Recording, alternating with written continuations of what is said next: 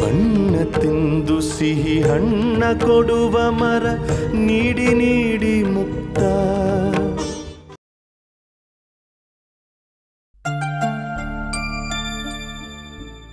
ಹಾಂ ಅಪ್ಪ, ಹೌದಾ, ಸರಿ, ನಾಳೆನಾ?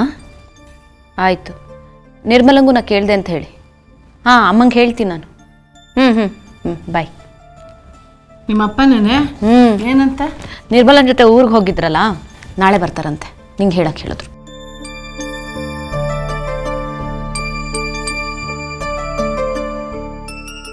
ಓ ನಚಿಕೇತ್, ಬನ್ನಿ ಒಳಗೆ. ಹಲೋ ನಿವೇದಿತಾ. ಹಲೋ, ಕೂತ್ಕೊಳ್ಳಿ ನಚಿಕೇತ್.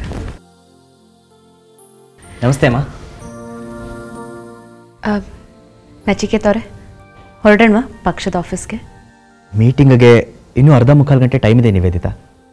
ನಿಮ್ಮಮ್ಮ ತುಂಬ ಚೆನ್ನಾಗಿ ಕಾಫಿ ಮಾಡ್ತಾರೆ, ಕಾಫಿ ಕುಡ್ಕೊಂಡು ಹೋಗೋಣ. ಅಮ್ಮ, ಒಂದು ಕಪ್ಪು ಕಾಫಿ ಮಾಡಿಕೊಡ್ತೀರಾ?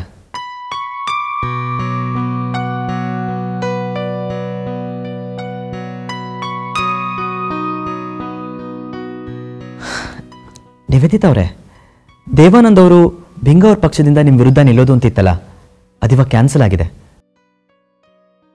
ಸಿದ್ಧಾರ್ಥಪುರದಿಂದ ಅಸೆಂಬ್ಲಿ ಎಲೆಕ್ಷನ್ಗೆ ತಾನು ನಿಲ್ಲಲ್ಲ ಅಂತ ಹೇಳಿಕೆ ಕೊಟ್ಟಿದ್ದಾರೆ ದೇವಾನಂದ್ ಅವರು ಇವತ್ತಿನ ಜನಧ್ವನಿ ಪತ್ರಿಕೆಯಲ್ಲಿ. ನಾನು ಓದಿದೆ. ದೇವಾನಂದ್ ಅವರು ಈ ರೀತಿ ನಿರ್ಧಾರ ತಗೊಂಡಿದ್ದು ತುಂಬ ಒಳ್ಳೆಯದಾಯಿತು. ದೇವಾನಂದ್ ಅವರು ನಿಮ್ಮ ವಿರುದ್ಧ ಎಲೆಕ್ಷನ್ಗೆ ನಿಂತು ಎಲ್ಲಿ ಟಫ್ ಫೈಟ್ ಆಗೋಗುತ್ತೋ ಅಂತ ನಂಗೆ ಆತಂಕ ಆಗೋಗಿತ್ತು. ಹಾಗೇನಾರು ಆಗಿದ್ದಿದ್ರೆ ಸಂಬಂಧಗಳಲ್ಲಿ ತುಂಬ ಗೊಂದಲಗಳು ಉಂಟಾಗ್ಬಿಡ್ತಾ ಇದ್ವು. ನಿಮ್ಮತ್ತೆ ಶರಾವತಿ ಅವ್ರನ್ನೇ ತಗೊಳ್ಳಿ, ಅವ್ರಿಗೆ ನಿಮ್ಮನ್ನು ಕಂಡ್ರೂ ಇಷ್ಟ, ದೇವಾನಂದ್ ಕಂಡ್ರೂ ಇಷ್ಟ. ಅವ್ರು ಯಾರನ್ನ ಸಪೋರ್ಟ್ ಮಾಡ್ತಾರೆ ಹೇಳಿ? ಜೊತೆಗೆ ನಿಮ್ಮ ಅತ್ತೆ ಶರಾವತಿ ಅವ್ರ ಹಾಗೆ ನಿಮ್ಮನ್ನ ಮತ್ತು ದೇವಾನಂದ್ ಅವ್ರನ್ನ ಇಬ್ಬರನ್ನೂ ಇಷ್ಟಪಡೋ ಸಾಕಷ್ಟು ಜನ ಇದ್ದಾರೆ. ಅವರು ಯಾರಂತಾನೆ ಸಪೋರ್ಟ್ ಮಾಡೋಕ್ಕಾಗ್ತಿತ್ತು ಹೇಳಿ? ನಿಮ್ಮಿಬ್ಬರಲ್ಲಿ ಯಾರನ್ನು ಸಪೋರ್ಟ್ ಮಾಡಿದ್ರು ಇನ್ನೊಬ್ಬರ ಜೊತೆ ಮನಸ್ತಾಪ ಮಾಡ್ಕೋಬೇಕಾಗ್ತಿತ್ತು. ಸದ್ಯ ಹಾಗಾಗ್ಲಿಲ್ವಲ್ಲ, ಅದೇ ನೆಮ್ಮದಿ. ನೀವು ಹೇಳ್ತಿರೋದು ನಿಜ.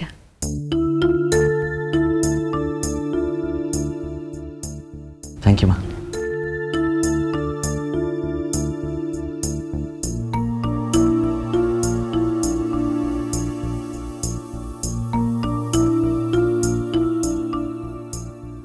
ಯಾಕಮ್ಮ? ನಾನು ಬಂದಾಗಿಂದ ಗಮನಿಸ್ತಾನೆ ಇದ್ದೀನಿ, ತುಂಬ ಡಲ್ ಆಗಿದ್ದೀರಾ, ಏನಾಯಿತು? ಅದು ತೀರಾ ಪರ್ಸ್ನಲ್ ಆದರೆ ಬೇಡ ಬಿಡಿ. ಪರ್ಸ್ನಲ್ ಅಂತ ಏನಲ್ಲ, ಇರುತ್ತಲ್ಲ ಮಧ್ಯಮ ವರ್ಗದ ಜನದ ಸಮಸ್ಯೆಗಳು. ಹೀಗೆ ಅವನ ವಿಚಾರಕ್ಕೆ ಬೇಜಾರು ಮಾಡ್ಕೊಂಡಿದ್ದಾರೆ. ಯಾವ ವಿಷಯ ಅಂತ ತಿಳ್ಕೊಬೋದಾ? ನಿಮಗೆ ಗೊತ್ತಲ್ಲ ನಚಿಕೇತವ್ರೆ, ನಮ್ಮ ಅತ್ತೆ ಶರಾವತಿ ಅವ್ರಿಗೆ 120 ಕೋಟಿ ಆಸ್ತಿ ಇದೆ. ಅದನ್ನು ಅವರು ಭಾಗ ಮಾಡಬೇಕು ಅಂತಿದ್ರು. ಭಾಗ ಮಾಡಿ ಅದರಲ್ಲಿ ನನಗೂ ಒಂದು 30-32 ಕೋಟಿ ಕೊಡಬೇಕು ಅಂತಿದ್ರು. ಓ, ವೆರಿ ನೈಸ್, ಕಂಗ್ರ್ಯಾಚುಲೇಷನ್ಸ್. ಆಸ್ತಿ ಪೇಪರೆಲ್ಲ ನಿಮ್ಮ ಹೆಸರಿಗೆ ಆಯ್ತಾ? ಇಲ್ಲ, ಇನ್ಯಾವತ್ತೂ ಆಗೋದು ಕೂಡ ಇಲ್ಲ.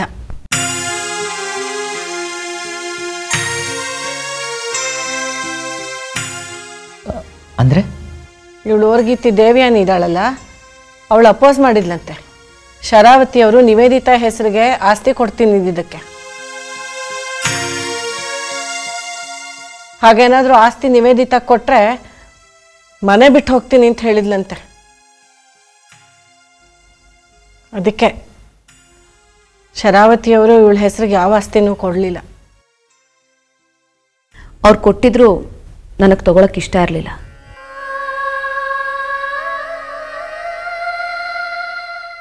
ನಮ್ಮತ್ತೆ ನನಗೆ ಆಸ್ತಿ ಕೊಡೋ ವಿಚಾರನ ನನ್ನಿಂದ ಮುಚ್ಚಿಟ್ಟಿದ್ರು.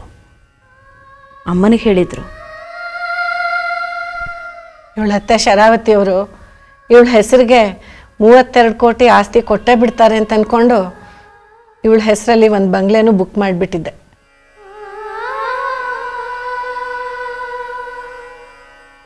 ಆದರೆ ಇವ್ರ ಅತ್ತೆ ನೋಡಿ ಎಂಥ ಕೆಲಸ ಮಾಡಿಬಿಟ್ರು. ಮೊದಲು ಆಸ್ತಿ ಕೊಡ್ತೀನಿ ಅಂತ ಕನಸುಗಳನ್ನು ಹುಟ್ಟಾಕಿದ್ರು. ಆಮೇಲೆ ಆಸ್ತಿ ಕೊಡೋಕ್ಕಾಗೋದಿಲ್ಲ, ಕ್ಷಮಿಸಿ ಅಂತಂದ್ಬಿಟ್ರು. ಪಾಪ ಅವರಾದರೂ ಏನು ಮಾಡೋಕ್ಕಾಗತ್ತೆ, ಅವ್ರ ಪರಿಸ್ಥಿತಿನೂ ನಾವು ಅರ್ಥ ಮಾಡ್ಕೋಬೇಕಲ್ವಾ.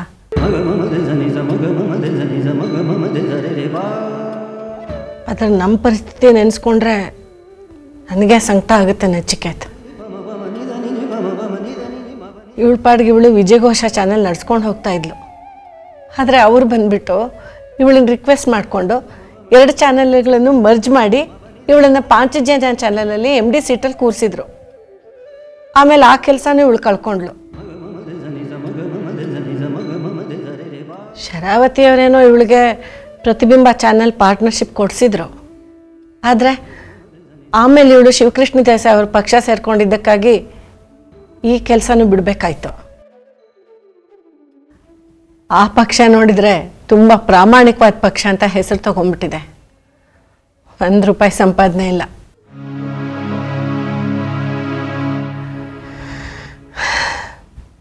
ಯಾವ ಕಡೆಯಿಂದ ಪ್ರಯತ್ನ ಪಟ್ಟರು ನಮಗೊಂದು ಸ್ವಂತ ಮನೆ ಕೊಂಡ್ಕೊಳ್ಳೋಕ್ಕಾಗ್ತಿಲ್ಲ.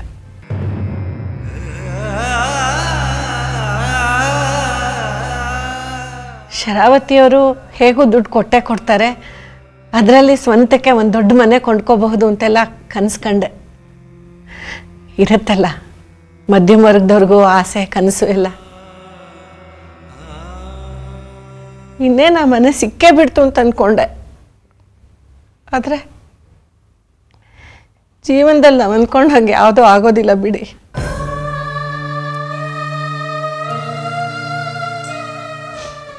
ಒಂದು ಸ್ವಂತ ಮನೆ ಕೊಂಡ್ಕೊಳ್ಳೋ ಯೋಗ್ಯತೆ ಕೊಡಲಿಲ್ಲ ದೇವ್ರು ನಮಗೆ. ಜೀವನ ಪರ್ಯಂತ ಬಾಡಿಗೆ ಮನೆಲ್ಲ ಕೊಳಿಬೇಕು ಅಂತ ಬರೆದು ಬಿಟ್ಟಿದ್ದಾನೆ.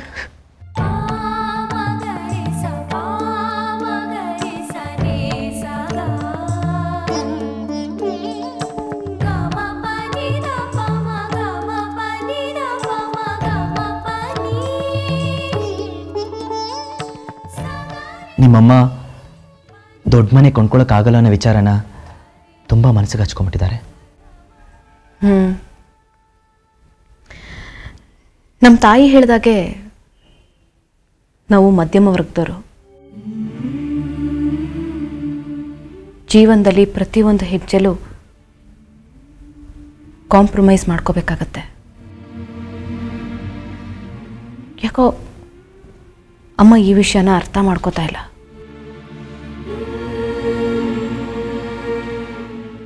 ಸ್ವಲ್ಪ ದಿನ ಹೋಗಲಿ, ಅವಳಿಗೂ ಅರ್ಥ ಆಗುತ್ತೆ, ಸುಮ್ಮನಾಗ್ತಾಳೆ.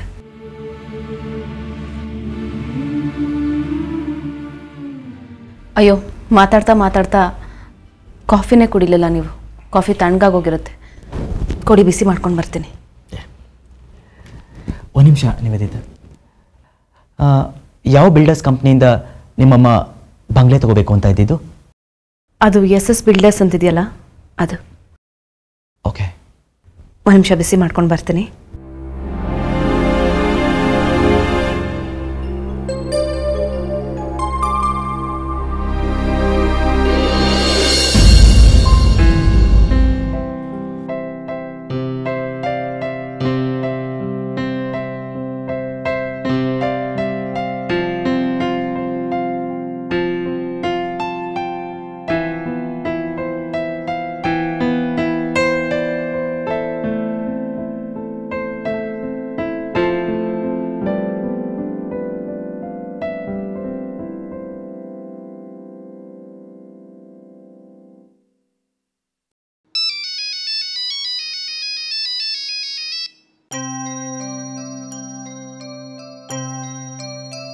ಹಲೋ. ಹಲೋ ಪಪ್ಪ. ಹಾಯ್ ಪುಟಿ, ಏನು ಸಮಾಚಾರ ವೈದೇಹಿ? ಹೇಗಿದೆಯಾ ಕಂದ? ಐ ಆಮ್ ಫೈನ್ ಪಪ್ಪ. ಎಲ್ಲಿದ್ದೀರಾ? ಆಫೀಸಲ್ಲಿ ಇದ್ದೀರಾ?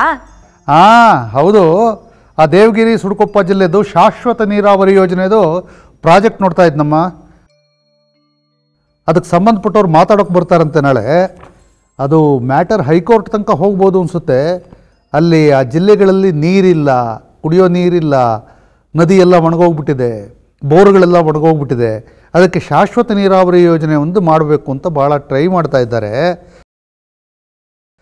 ಅದ್ರ ವಿಚಾರ ಮಾತಾಡೋದಕ್ಕೆ ಸ್ಟಡಿ ಮಾಡ್ತಾ ಇದ್ದೀನಮ್ಮ. ಹಾಂ, ಹೇಳು ಪುಟ್ಟ, ಏನು ಫೋನ್ ಮಾಡಿದ್ದ? ಏನು ಇಲ್ಲ ಪಪ್ಪ, ಮನೇಲಿ ಒಬ್ಳಿಗೆ ಬೋರ್ ಆಗ್ತಿತ್ತು. ವೈಷ್ಣವಿ ಅಕ್ಕನೂ ಇನ್ನೂ ಮನೆಗೆ ಬಂದಿಲ್ಲ, ಅದಕ್ಕೆ ನಿಮ್ಮ ಹತ್ರ ಮಾತಾಡೋಣ ಅಂತ ಫೋನ್ ಮಾಡಿದೆ. ಏನಮ್ಮ ನೀನು ನಾನೇನಂತ ತಿಳ್ಕೊಂಡಿದ್ದೀಯಾ? ಅಲ್ಲಮ್ಮ, ನಿನಗೆ ಬೋರ್ ಆದರೆ ನನಗೆ ಫೋನ್ ಮಾಡಬೇಕಾ? ನನಗೆ ಪ್ರಾಣ ಹೋಗ್ತಿದೆ. ನೀರಿನ ಹಕ್ಕು ಇದು ಅತ್ಯಂತ ಜಟಿಲವಾದ ವಿಷಯ. ಇದಕ್ಕೆ ನಾನು ಪ್ರಿಪೇರ್ ಆಗ್ತಾ ಇದ್ರೆ ನಿನಗೆ ಬೋರ್ ಆಗ್ತಾ ಇದೆ ಅಂತ ನನಗೆ ಫೋನ್ ಮಾಡ್ತಾ ಇದೆಯಲ್ಲ. ಏನು ಬೋರ್ ಆದವ್ರಿಗೆಲ್ಲ ಎಂಟರ್ಟೈನ್ ಮಾಡೋಕೆ ನಾನೇನು ಬಫೂನ್ ಅನ್ಕೊಂಡಿದ್ದೀಯಾ? ಅಯ್ಯ ರಾಮ. ಹೋಗ್ಲಿ ಬಿಡಿ ಪಪ್ಪ, ಯಾವಾಗ ಫೋನ್ ಮಾಡಿದ್ರು ಬೈತೀರಾ. ನಾನು ಕಟ್ ಮಾಡ್ತೀನಿ ಬಿಡಿ. ಕಟ್ ಮಾಡು. ಓಕೆ.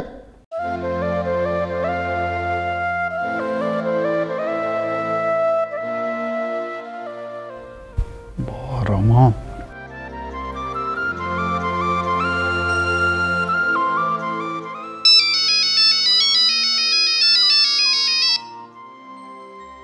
ಏನ್ ಪಪ್ಪ, ಮತ್ತೆ ನೀವೇ ಕಾಲ್ ಮಾಡಿದ್ದೀರಾ?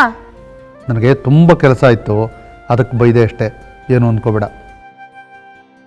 ಮಕ್ಕಳ ಜೊತೆ ಪ್ರೀತಿಯಿಂದ ಮಾತಾಡೋದನ್ನು ಕೆಲಸನೇ, ಅದನ್ನು ತಿಳ್ಕೊಳ್ಳಿ ಪಪ್ಪ. ಆಯ್ತಮ್ಮ, ಉಪದೇಶ ಸಾಕು. ಯಾಕೆ ನಿನ್ನ ಮನೇಲಿ ಒಬ್ಬಳೇ ಇದೆಯಾ? ಕೆಲಸಕ್ಕೆ ಹೋಗ್ಲಿಲ್ವಾ? ಲಾಸ್ಟ್ ವೀಕೆ ನಾನು ನಿಮ್ಗೆ ಹೇಳಿಲ್ವಾ, ಆ ಕೆಲಸ ಹೋಯ್ತು, ಆ ಪ್ರಾಜೆಕ್ಟು ಮುಗ್ದೋಯ್ತು. ಅವ್ರ ಕಂಪನಿನ ಜರ್ಮನಿಗೆ ಶಿಫ್ಟ್ ಮಾಡ್ತಿದಾರಂತೆ. 1 ವಾರ ಆಯ್ತು ಪಪ್ಪ, ಮನೇಲೇ ಕೂತಿದ್ದೀನಿ. ವೈಷ್ಣವಿ ಯಾಕೆ ಬಂದಿಲ್ಲ ಆಸ್ಪತ್ರೆಯಿಂದ ಇನ್ನು? ಯಾಕೋ ಗೊತ್ತಿಲ್ಲ ಪಪ್ಪ, ಮೋಸ್ಟ್ಲಿ ಆಪರೇಷನ್ ಥಿಯೇಟ್ರಲ್ಲಿ ಇರ್ಬೇಕೇನೋ. ಫೋನ್ ಮಾಡಿದ್ರೆ ಸ್ವಿಚ್ ಆಫ್ ಬರ್ತಿದೆ. ಪಪ್ಪ, ಇವತ್ತು ರಾತ್ರಿ ಇಲ್ಲಿಗೆ ಊಟಕ್ಕೆ ಬಂದ್ಬಿಡಿ.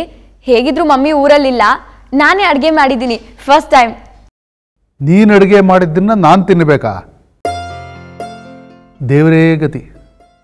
ವೈದೇಹಿ, ನೀನು ಅವತ್ತು ಕಾಫಿ ಮಾಡಿಕೊಟ್ಟಿಯಲ್ಲ, ಎಷ್ಟು ದರಿದ್ರವಾಗಿತ್ತು ಗೊತ್ತಾ? ನೀನು ಬೇರೆ ಕಡೆ ನೋಡ್ತಾ ಇದ್ದಾಗ ಮುಕ್ಕಾಲು ಭಾಗ ಕಾಫಿನ ಕಿಟಕಿಯಿಂದ ಆಚೆ ಸುರಿದು ಬಿಟ್ಟೆ, ಅಷ್ಟು ದರಿದ್ರವಾಗಿತ್ತು. ಇನ್ನು ನೀನು ಅಡುಗೆ ಮಾಡೋದು ನಾನು ತಿನ್ನಬೇಕಾ? ನಾನು ನೆಗೆದು ಬಿದ್ದು ಹೋಗ್ಬಿಡ್ತೀನಿ ಅಷ್ಟೇ, ಗೊಟಕ್ಕು. ಅಡುಗೆ ಮಾಡಿಬಿಟ್ಟಿದ್ರೆ ಒಂದು ಕೆಲಸ ಮಾಡೋ, ನಿನ್ನ ಫ್ರೆಂಡ್ಸ್ ಯಾರನ್ನಾದ್ರೂ ಕರೆದು ಅವ್ರಿಗೆ ತಿನ್ನಿಸು. ಅವಳಿದ್ದಾಳಲ್ಲಮ್ಮ, ಅದ್ಯಾರು ನಿನ್ನ ಫ್ರೆಂಡು ಸರಳಾ ಮಜುಮ್ದಾರ್, ಯಾವಾಗಲೂ ಇರಿಟೇಟ್ ಆಗೋವಾಗ ಮಾತಾಡ್ತಿರ್ತಾರಲ್ಲ, ಅವಳಿಗೆ ತಿನ್ನಿಸು, ನೆಗೆದು ಬಿದ್ದು ಹೋಗ್ಬಿಡ್ಲಿ. ಹೋಗಲಿ ಬಿಡು, ಬೇಜಾರು ಮಾಡ್ಕೋಬೇಡ. ನಿಮ್ಮಮ್ಮ ಯಾವತ್ತು ಬರೋದಂತೆ ಯುರೋಪ್ನಿಂದ? ಯಾವತ್ತು ಬರ್ತಾರೋ ಗೊತ್ತಿಲ್ಲ ಪಪ್ಪ, ಇನ್ನೂ 8-10 ದಿವಸ ಆಗುತ್ತೆ ಅಂತ ಹೇಳಿದ್ರು. ಮನೇಲಿ ಒಬ್ಳಿಗೆ ಬೋರು ಪಪ್ಪ. ಒಂದು ಜೋಕ್ ಹೇಳಿ ಪಪ್ಪ. ಜೋಕಾ? ಏಯ್, ಸುಮ್ಮನೆ ಇಡ್ತೀಯಲ್ಲ ಫೋನು, ಒಂದು ಸಾರಿ ಆಗಲೇ ಬೈಸ್ಕೊಂಡಿದ್ದೀಯಾ. Joke ಹೇಳಬೇಕಂತೆ, joke. ನಾನೇನು ಬಫೂನ? ಇಡಮ್ಮ. ಅಯ್ಯೋ ರಾಮ, ಬೇಕಾದಷ್ಟು ಕೆಲಸ ಇದೆ ನನಗೆ. Joke ಹೇಳ್ಬೇಕಂತೆ, joke.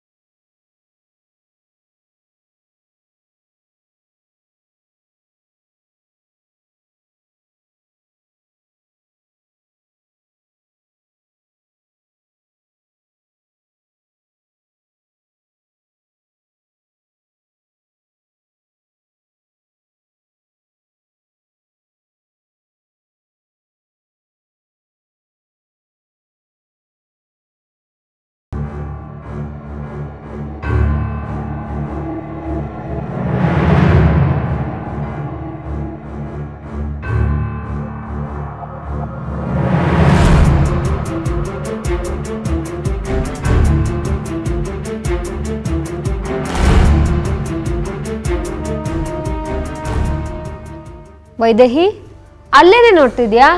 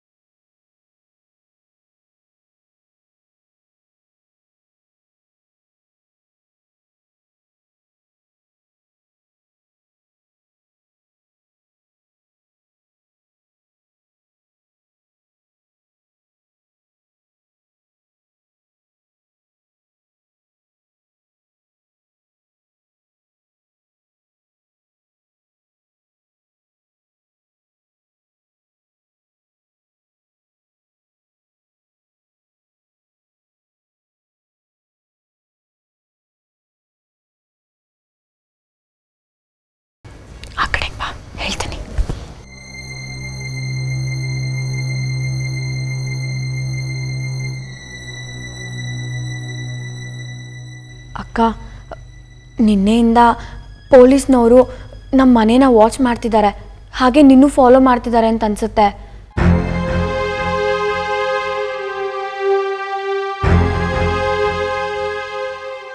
ಹೌದಾ? ನಿನ್ನೆಯಿಂದ ಯಾರಾದರೂ ಒಬ್ರು ಪೊಲೀಸ್ನವರು ಮನೆ ಮುಂದೆ ನಿಂತೇ ಇರ್ತಾರೆ, ಮನೆನೇ ವಾಚ್ ಮಾಡ್ತಿರ್ತಾರೆ. ಈಗ ನೀನು ಬಂದಿಯಲ್ವಾ, ನಿನ್ನ ಕಾರ್ನ ಫಾಲೋ ಮಾಡಿಕೊಂಡು ಇಬ್ಬರು ಪೊಲೀಸ್ನವ್ರ ಹಿಂದೆ ಬಂದರು. ಹೋಗೆ, ಅವ್ರು ಯಾಕೋ ಬಂದಿರ್ತಾರೆ, ನೀನೇನೋ ತಿಳ್ಕೊಂಡಿರ್ತೀಯ. ಅಷ್ಟು ಲೈಟಾಗಿ ತಗೋಬೇಡ ಅಕ್ಕ. ಸರಿ, ನಾನೀಗ ಪಪ್ಪನಿಗೆ ಫೋನ್ ಮಾಡ್ತೀನಿ. ಫೋನ್ ಮಾಡಬೇಡ, ಸುಮ್ಮನೆ ಪಪ್ಪನ ಕೈಲಿ ಬೈಸ್ಕೋತೀಯ. ಅಯ್ಯೋ ಸುಮ್ಮನಿರಕ್ಕ, ನಾನು ಅವ್ರಿಗೆಲ್ಲ ಹೇಳ್ತೀನಿ.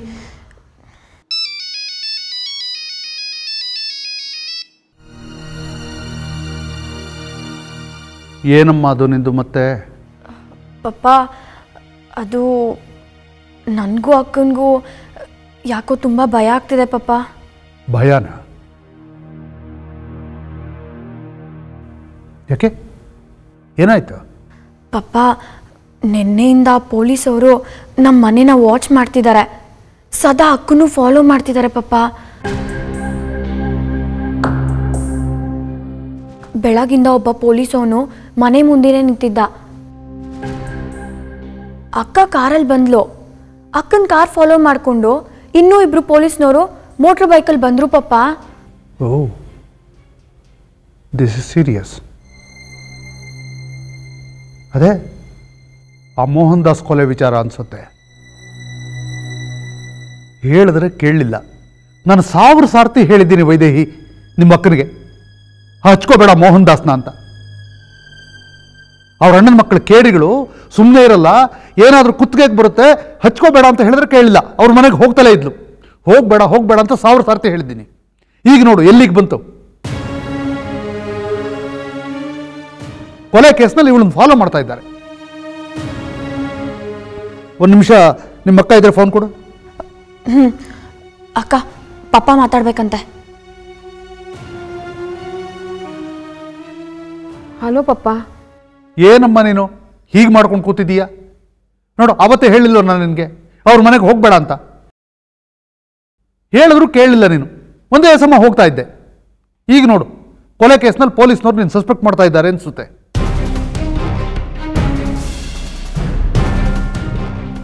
ಹೌದಾ? ನನ್ನನ್ನು ಸಸ್ಪೆಕ್ಟ್ ಮಾಡ್ತಿದ್ದಾರಾ? ಪಪ್ಪ, ನನ್ನನ್ನು ಯಾಕೆ ಸಸ್ಪೆಕ್ಟ್ ಮಾಡ್ತಾರೆ? ನಾನೇನು ಮಾಡಿದ್ದೀನಿ?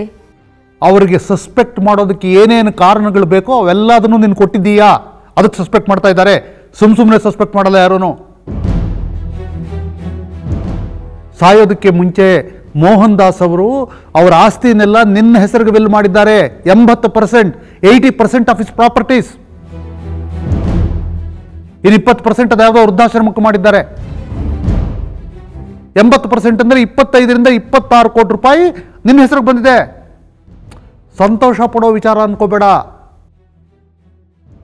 ಈ ಕೊಲೆ ಕೇಸುಗಳಲ್ಲಿ ಕೊಲೆಯಾದ ವ್ಯಕ್ತಿ ಯಾರ ಹೆಸರಿಗೆ ಕಡೆಯಲ್ಲಿ ವಿಲ್ ಮಾಡಿರ್ತಾರೋ ಅವ್ರ ಮೇಲೆ ಸಸ್ಪೆಕ್ಟ್ ಮಾಡ್ತಾರೆ, ಇವರೇ ಕೊಲೆ ಮಾಡಿರಬಹುದು ಅಂತ. ಈಗ ನಿನ್ನ ಹೆಸರಿಗೆ ಆಸ್ತಿ ಬರ್ದಿದ್ದಾರೆ ಇನ್ ಹಿಸ್ ಲಾಸ್ಟ್ ವಿಲ್. ಪೊಲೀಸ್ನವ್ರು ನಿನ್ನ ಸಸ್ಪೆಕ್ಟ್ ಮಾಡಿದ್ರೆ ಏನು ಮಾಡ್ತಾರೆ ಹೇಳು? ನೀನು ಅನುಮಾನಕ್ಕೆ ಎಲ್ಲ ಕಾರಣಗಳನ್ನು ಕೊಟ್ಟು ಬಿಹೇವ್ ಮಾಡಿದ್ದೀಯ. ಜೊತೆಗೆ ಪೊಲೀಸ್ನವ್ರು ನಿನ್ನನ್ನು ಮೊದಲನೇ ದಿವಸ ಕ್ವಶನ್ ಮಾಡಿದಾಗ ಮೋಹನ್ ದಾಸ್ ಅವರು ನಿನ್ನ ಹೆಸರಿಗೆ ವಿಲ್ ಮಾಡಿಲ್ಲ ಅಂತ ಹೇಳಿದ್ದೀಯ. ಆದರೆ ಲಾಯರ್ ರಾಮಲಿಂಗಂ ಅವರು ಮೊನ್ನೆ ಬಂದು ಪೊಲೀಸ್ನವ್ರಿಗೆ ನಿನ್ನ ಹೆಸರಿಗೆ ವಿಲ್ ಮಾಡಿದ್ದಾರೆ ಅನ್ನೋ ವಿಚಾರ ತಿಳಿಸಿದ್ದಾರೆ. ನೀನು ಸುಳ್ಳು ಬೇರೆ ಹೇಳಿದ್ದೀಯ ಅಂತ ಪೊಲೀಸ್ನವ್ರಿಗೂ ನಿನ್ನ ಮೇಲೆ ಅನುಮಾನ ಇನ್ನೂ ಬಲವಾಗುತ್ತೆ. ಈಡಿಯಟ್, ಯಾಕೆ ಹೋಗೋಕೋದೆ ಅವ್ರ ಮನೆಗೆ? ನನ್ಗೇನು ಗೊತ್ತು ಪಾಪ ಹೀಗೆಲ್ಲ ಆಗುತ್ತೆ ಅಂತ?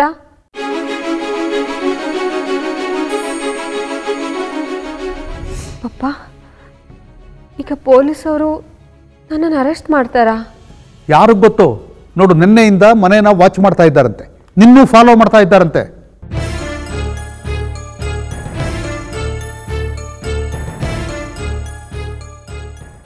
ಅಳಬೇಡಮ್ಮ ನೀನು, ಪ್ಲೀಸ್ ಅಳಬೇಡ, ಪ್ಲೀಸ್ ಅಳಬೇಡಮ್ಮ. ನಾವೆಲ್ಲ ಇಲ್ವಾ? ಏನು ಮಾಡೋದು ಅಂತ ಯೋಚನೆ ಮಾಡೋಣ. ಸ್ವಲ್ಪ ಸುಮ್ಮನಿರು. ನೋಡು, ನಿಮ್ಮಮ್ಮ ಇದೇ ಟೈಮಲ್ಲಿ ಹೋಗಿ ಯುರೋಪ್ನಲ್ಲಿ ಕೂತಿದ್ದಾಳೆ. ಒಂದು ಸ್ವಲ್ಪ ಜವಾಬ್ದಾರಿ ಬೇಡವೇನಮ್ಮ? ಕಷ್ಟ ಬಂದಾಗಲೆಲ್ಲ ನಾನು ನೋಡಬೇಕು, ಸುಖಕ್ಕೆಲ್ಲ ಅವಳು. ನೀನು ಈಗ ತಾನೇ ಆಸ್ಪತ್ರೆಯಿಂದ ಬಂದಿಯಂತೆ, ಸ್ವಲ್ಪ ಫ್ರೆಶ್ ಅಪ್ ಆಗಿಬಿಟ್ಟು ಇಲ್ಲಿಗೆ ಬಾ, ಏನು ಮಾಡಬೇಕು ಅನ್ನೋದು ಯೋಚನೆ ಮಾಡೋಣ. ಓಕೆ? ಸರಿ ಪಪ್ಪ. ಆಯಿತು. ವೈದೇಹಿಗೆ ಸ್ವಲ್ಪ ಫೋನ್ ಕೊಡು. ತಗೊಳ್ಳೆ, ಪಪ್ಪ ನಿನ್ನ ಜೊತೆ ಮಾತಾಡ್ಬೇಕಂತೆ. ಹೇಳಿ ಪಪ್ಪ. ಪುಟ, ನಿಮ್ಮ ಅಕ್ಕನ ಕಾರ್ ಫಾಲೋ ಮಾಡಿಕೊಂಡು ಇಬ್ಬರು ಪೊಲೀಸ್ನವ್ರು ಬೈಕ್ನಲ್ಲಿ ಬಂದರು ಅಂದಿಲ್ಲ, ಆ ಬೈಕ್ ನಂಬರ್ ಏನಾದರೂ ಬೈ ಎನಿ ಚಾನ್ಸ್ ನೋಡಿದೆಯಾ ನೀನು? ಹಾಂ ಗೊತ್ತು ಪಪ್ಪ. RU06 RU06 Z3748. 37. ಓಕೆಮ್ಮ. ಇನ್ನೇನಾದರೂ ಅನ್ಯೂಶುವಲ್ ಮೂಮೆಂಟ್ಸ್ ಆದರೆ ನಿನ್ನನ್ನು ತಿಳಿಸ್ಬೇಕು. ಏನೋ ತಲೆಗೆ ತಂದಿಡ್ತಾಳಮ್ಮ ನಿಮ್ಮಕ್ಕ. ಆಯ್ತಮ್ಮ, ಫೋನ್ ಇಡು. ಹ್ಞೂ